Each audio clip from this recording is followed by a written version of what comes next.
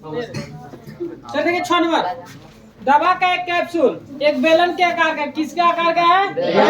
Capsule जो है बेलन के आकार का है, जिसके दोनों सिरों पर एक एक अर्धगोला लगा हुआ है।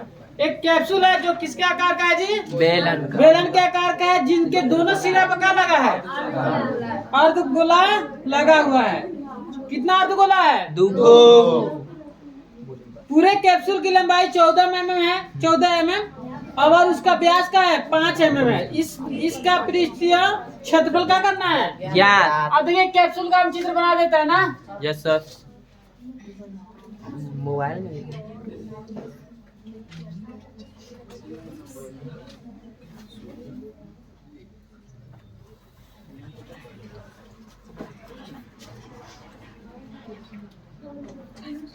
ये सिरा का है जी अर्धगोलाकार, ये भी सिरा का है जी अर्धगोलाकार हो रहा है। बात समझ में? कैप्सूल की पूरा ऊंचाई कितना है जी? कितना लंबा कैप्सूल है? 14 mm। Yes sir. ऊपर टोटल कितना लंबा है? 14 mm। समझिए ध्यान से। और व्यास कितना दिया है जी? 5 mm। व्यास दिया है 5 mm। चलिए तो व्यास 5 mm है, कैप्सूल की पूरा ऊंचाई होगी कितना? 14 mm। कितना लंबा कैप्सूल है? 14 mm। इसका व्यास जो दिया है कितना है? 5 mm। तो जब व्यास 5 mm है तो त्रिज्या कितना होगा जी? 2.5 mm होगा। इधर कितना होगा? 2.5 होगा ना? बात समझ में आया? कोई दिक्कत? अब बताइए यहाँ भी ये भी क्या होगा? 2.5 है ना?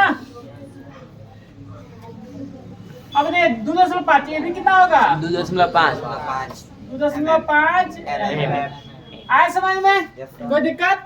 अब देखिए टोटल कैप्सूल लंबा बताइए ये अर्धवृत्त है, ये भी क्या है ना?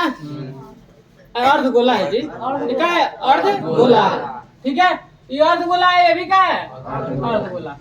अब देखिए अर्धगोला के इधर छाट देते हैं और इधर दोनों के, तो ये बताइए बेलनाकार ये सतह हो रहा है, कौन सा हो रहा है? ये आकृति यहाँ से यहाँ तक बेलनाकार हो रहा है ना, तो इसका ऊंचाई कितना हो जाएगा? 9 mm। कितना होगा? 9 mm होगा ना?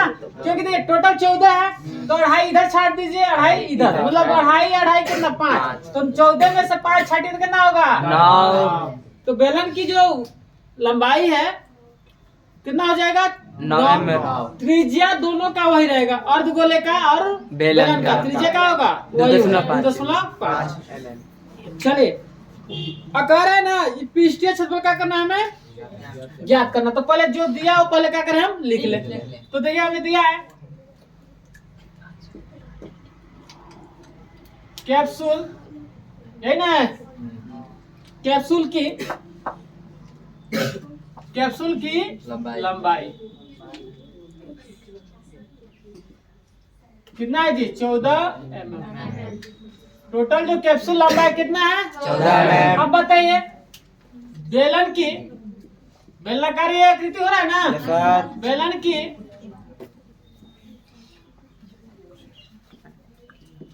ऊंचाई h कितना होगा? 9 mm।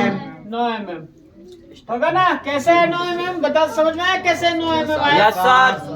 चलिए तो यहाँ नहीं लिखते हैं, यहाँ समझा दिए, कोई दिक्कत नहीं सर। बेलन की कौन बोल रहा है जी? बेलन की त्रिज्या और कितना होगा? 2.5 mm। 2.5 mm। ठीक है। अब देखिए अर्धगोले की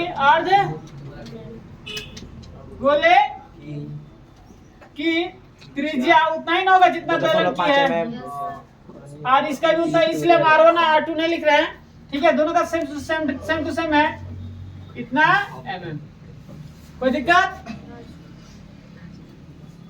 अब देखिए हमें क्या निकालना है? पृष्ठीय क्षेत्रफल का निकालना है कैप्सूल का। एंटीबायोटिक कैप्सूल है, ठीक है। अब देखिए एंटीबायोटिक मतलब क्या होता है पता है? सभी बीमारी में क्या हो जाता है, वो काम कर जाता है। बात समझ में? वो आपको का साइड इफेक्ट उसका नहीं होगा। ऐसे भी खा लेंगे तो कोई असर नहीं दिक्कत नहीं है।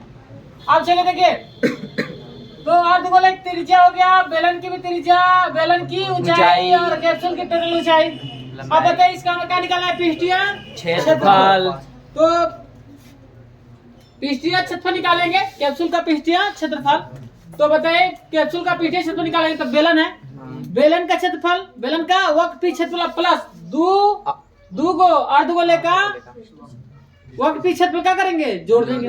मतलब बेलन का क्षेत्रफल प्लस और दो गुणे अर्धगोले का क्षेत्रफल, मतलब दो गो अर्धगोले का क्षेत्रफल, दोनों क्या करेंगे, हम जोड़ देंगे। तो पता ना चले कितना कैप्सूल है। Yes sir. कैप्सूल का पृष्ठीय क्षेत्रफल पता चलेगा। Yes sir. क्या हम लिख दें,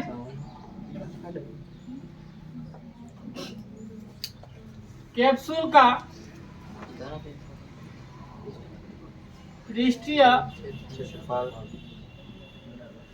क्षेत्रफल ना बराबर, यहाँ लिख देते हैं सूत्र, कैप्सूल का पृष्ठीय क्षेत्रफल बराबर क्या होगा जी बताइए, बेलन का वक्र पृष्ठीय क्षेत्रफल पृष्ठ क्षेत्रफल ना प्लस दो गुणे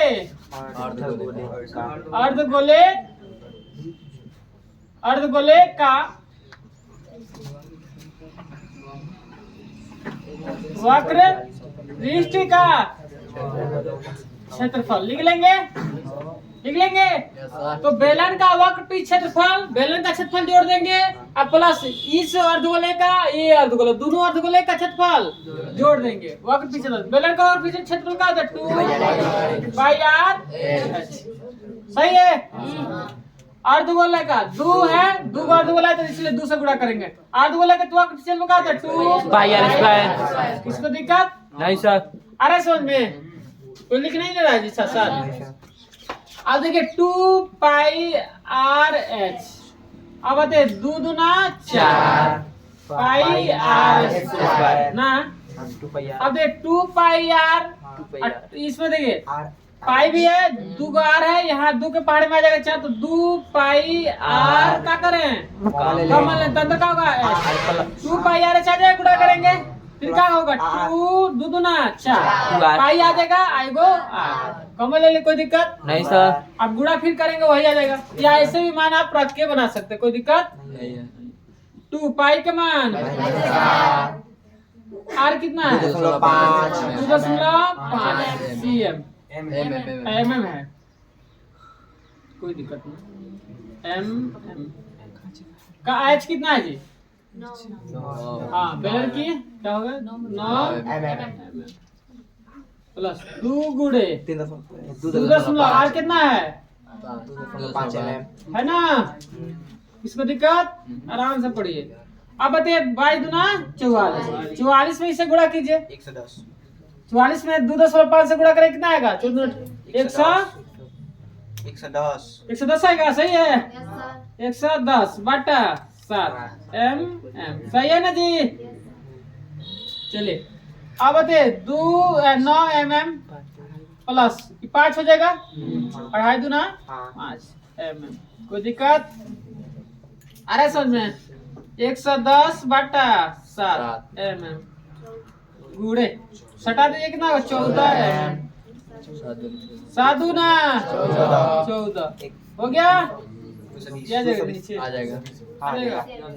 चलिए अब देखिए 110 mm गुड़े 2 mm बचाइए, और दोनों में गुणा कीजिए 220 mm स्क्वायर, यही आपका कहा जाएगा आंसर। किसी को दिक्कत आराम से समझ में आया खूब बढ़िया से। Yes sir.